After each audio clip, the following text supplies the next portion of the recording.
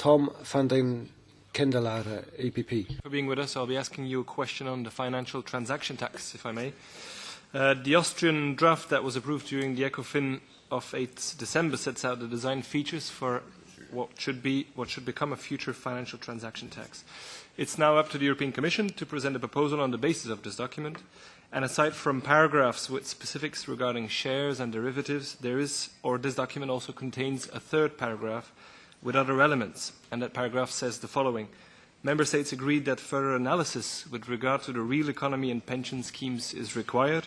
Negative impact on real economy and pension schemes should be minimized. Further, the financial viability of the tax for each country is required.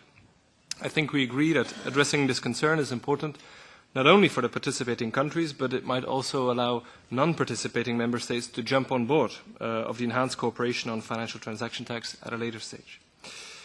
My question, therefore, could you tell us whether you consider this third paragraph of that document to be as important as the first two paragraphs? In other words, will the Commission in its proposal focus on the concerns raised in this third paragraph? And could you perhaps already lift for us tonight a tip of the veil on how you would consider to do this? Thank you. Merci, Monsieur le Commissaire. Thank you, Commissioner. Je considère qu'il était très important.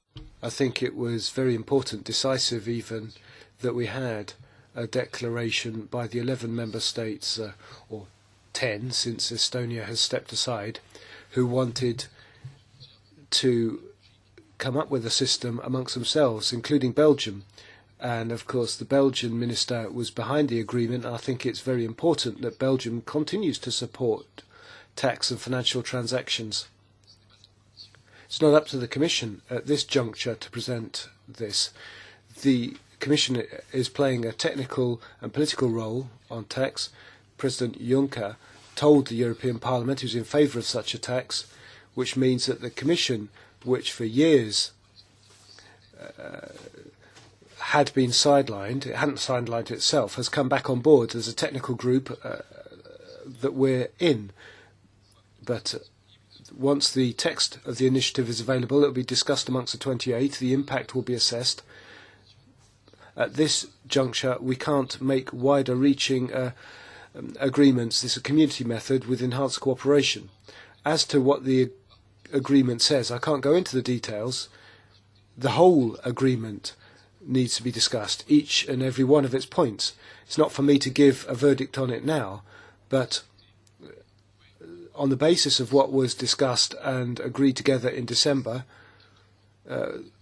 we have a few months until June to define precisely what the criteria or parameters for the financial transaction tax will be. And then there are some points which are quite significant, I'm sure you'll agree, such as the rate of the tax and the destination of the proceeds of the tax.